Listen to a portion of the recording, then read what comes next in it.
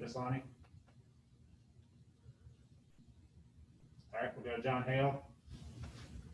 Landon, there's been a lot of talk about the bowl game and playing in that, what the mood of the team's going to be. Obviously, for you seniors and draft prospects, is an even more complicated question. Just what's your kind of vibe in the locker room about what guys want to do after this week?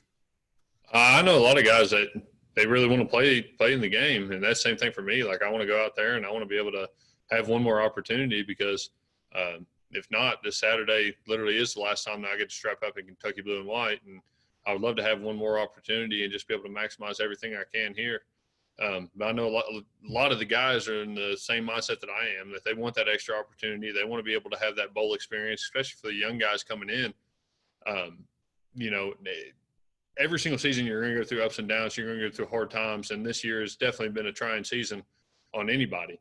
And, I think some kids, they get a reality check a little bit. And but I definitely think the mind of the team is back on. Like, we definitely want to go out there. We want to beat South Carolina this weekend, and then definitely want to continue that on to a bowl game and sort of get that experience, go to 5 consecutive bowls. When's the last time that's ever happened? Josh? Kind of tying into that, Landon, you've been asked a few times throughout this year, but now that you're kind of towards the end of it here, what just your time here and what you guys have accomplished. I know this season's been tough and for a lot of reasons, and maybe record-wise hasn't played out the way y'all wanted it to, but just how do you reflect on everything here at UK? I've been blessed, and to say blessed is an understatement. The Lord's blessed me with abilities. The Lord's blessed me with some great people in my life in this program. The Lord's kept me safe. The Lord's done exactly what he wanted to do in my life so far. And, I really appreciate that, and I appreciate everybody that's been able to give me the opportunity here. But like I said, I just want to maximize every single opportunity that I have here, is because I don't want to look back 30 years from now and say, what if? I don't want to have any regrets. I want to live a life regret-free, and just like Coach Sarman did. And, whether there's good things, bad things that happen in your life, you still have to push forward. They always say it's 10% of what actually happens to you and 90% of how you react. And I think that's what we're trying to push for with everybody is, like, bumps in the roads came, and we've seen the worst of it. What we have to lose, we have to keep on going forward, and we have to react to it and do what Coach Sarman would do and just keep on fighting. Nick? Landon, I think I talked to you after you committed, which seems like an eternity ago. It was 2013 in the summer. You never wavered or anything like that. But when you committed, how did you kind of envision your Kentucky career playing out, and how is it stacked up to actually what's happened?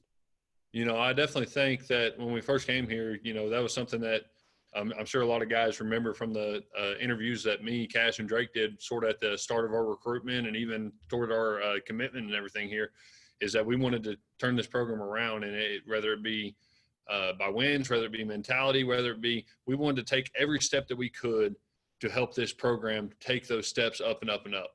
And I definitely have seen that, and I've seen the recruit classes come in. I've seen the mentality of the team change, and it's not just due to me, Drake, and everyone. It's everyone on the whole team, the coaches, the new players coming in, the draft classes that are still going to come in. They all have a different mentality toward this program. It's no longer just Kentucky football. Like, it's not Kentucky, they have a football team, or Kentucky, like, wait till basketball season. Like, a bunch of people get excited for football, and I think it's a lot due to the classes early on, the 2015, 2016, 2017 class, when we came in and we wanted to make those changes. I definitely see a big change that is already made, and I hope that I can continue to help that out the rest of this year and sort of leave those legacy points behind, just like I know those other guys did, Josh Allen, Cash Daniels, TJ. Those guys left legacies for these younger guys to grow onto. And I want to be able to leave that so that this program can continue to grow and not fall back to where it was. I'm curious too, like, obviously you had a lengthy career, but if you just look back on it, is there one moment in particular that really stands out above the rest? Tell you the truth, the one that I really sort of look up to is the year that, I didn't even get to play. And even though that was a hard and trying year, I think that was one of my best years for me because it gave me another appreciation for the game of football. It gave me another appreciation for what I've been blessed with. And even though that I wasn't able to actually participate in those games, it gave me something to strive for. It gave me something to be able to go to the next season and say, man, I want to recreate that. I want to do that again because I didn't get that feeling. I was at home with my knee propped up when we beat Florida. But I wanted to be able to go out there and be like, come on, guys, like I want to feel that feeling again. I know you guys too. So I would say definitely that was a big standout. But again, just being able to go to the first bowl game was a blessing. And that's in each bowl game every single year, the big wins we've had, the Tennessee win this year. That was one that stood out really, really big this year because, of course, that was the last one they had Coach Sarman. And, it's just little moments like that through the whole process that have really stood out. There's not just one moment that stands out more than any of the other big ones in my career. Thanks. All right, Lonnie, we'll try this one again.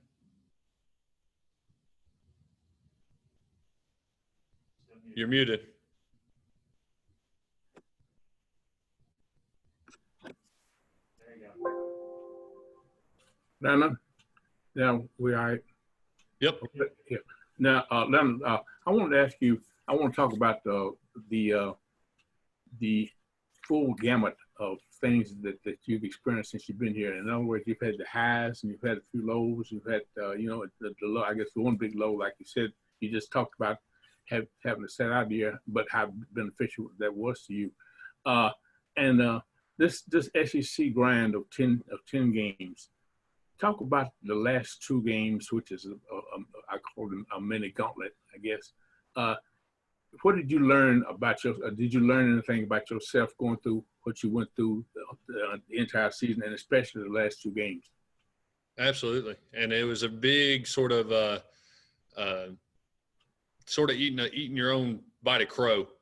Everybody who comes into college football at a young age, you think that you've got it planned out. You think that you're right there, and you get humbled quite a bit. And even through this season, like I've been humbled myself, where it pulls me back down. Where I think I'm like top of the line, and then you go against somebody, and you got to realize there's always somebody better out there. That you're going to make mistakes. Everybody makes mistakes, and biggest thing for me was being able to learn that when you do make those mistakes, that you can't turn it into two. You have to stay consistent. You have to be trained and be and hone your craft. Be disciplined in your training, and be able to go back out and not let that affect you. That was one big thing this year. Everyone wants to play 10 SEC games. That's a dream, and we get to experience it. And we're probably going to be the only ones to ever be able to experience just a true SEC season. But like you said, you have your highs and lows, but you have to react to it good. You have to be able to make sure that one doesn't turn into two. The last two games, yes, they didn't turn out the way we wanted. And did we play ball like we should have, especially in the second halves? No. We were a tale of sort of two halves, come out on fire in the first half and then sort of just crumble in the second half. But again, we have to learn from those experiences, and we did make that into two, and now we have to be able to turn it around and not make it three. You have to react to that barrier in the road, and you have to be able to rally your troops and keep a strong mindset to be able to go out there and play football again. Here we got two more, and then Josh is here, so we can do to him since he's got a final. So we'll start with Josh and then John Long. Landon, I know your focus is on this game and maybe the bowl game after, if that presents itself, but what do you think, just being in the program and seeing how it's grown the last few years from your perspective, what needs to happen, after you're gone for this program to keep going and kind of take it to the next level and really be, in a position where you want it to be, which is, contending for championships every year? Yeah, so I definitely think one of the biggest things is just relationships and the unity of the team. COVID definitely put a big sort of buffer in that, where we couldn't sit down and we couldn't, talk with different teammates. We couldn't do that. We all had to be spread out, and we couldn't have team events. We couldn't have position events. I think that's one big thing, is just being able to come together and play all together as 11 people, and be able to know the brother right next to you, even though they may be a freshman or maybe a senior, but have those seniors know all the freshmen, have all those freshmen know the sophomores, have all those juniors know the freshmen. I think that's one big thing, but also it's a mentality. No matter who's in that position, whether it be a player or whether it be a coach, You have to be able to go out there and play the sports you love and enjoy playing it. No one wants to go out there and get beat. No one wants to lose. No one wants to play undisciplined. You want to go out there and you want to have a perfect game. But you have to be able to make sure that you're disciplined in the game, have the heart for the game, have the heart for wanting to play at the next level, wanting to make your team succeed. And not that anybody on the team hasn't wanted that this year. It's just things happen. And you just have to be able to get close like we have in years past. I think one of the things that we did with our break bread partners, where we got to eat dinner with someone in a different position group every single week, was one of the years that we were closest as a team, just because everyone got to learn everybody. And you got close with those other position groups that you may not talk too much. And so I think that's something that, I think that we've, as offensive line group period, over the last years, have sort of helped the rest of the team, is that close-knit group of guys. You need to be that with the whole entire team, and you're going to play better together by it. All right, we'll wrap up with John Long. Hey, Landon, one of the biggest challenges to University of Kentucky football has been recruiting quality in-state talent, and you decided to play for the home state university. So there's a special place in the heart of Big Blue Nation that the fans have reserved for you. What has it meant for you to play for UK, and how important is it to your legacy to be able to finish strong? It's meant the world for me, and that's what, I want to be able to leave that for the younger guys, and that's why I try to take some of these younger guys under my wing. It's a pride thing, especially coming from in-state. I'm representing not just this university. I'm representing my family. I'm representing my wife. I'm representing my friends. I'm representing everyone in the community around here.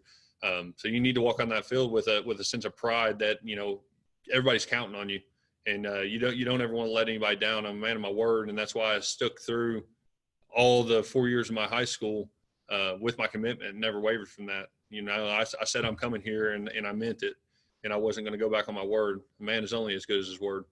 And, it's just, like I said, it's a huge sense of pride. It's a huge sense of just, joy, being able to go out to a place that's taken care of you for so many years and be able to give something back to them. And, and that continues off the football field too. And after I'm done here is, I want to be able to continue to give back to the state, because it's given me so much, and y'all have supported me so much. But same thing with those young guys. I want them to realize that, like, there's no better fan group than the Big Blue Nation. There's no better crowds. And, they're going to take care of you if you take care of them. And it's just, keeping your nose clean and being able to go out there and play good football, be disciplined. And that's about it. Being able to continue that legacy of just coming out and doing the right thing.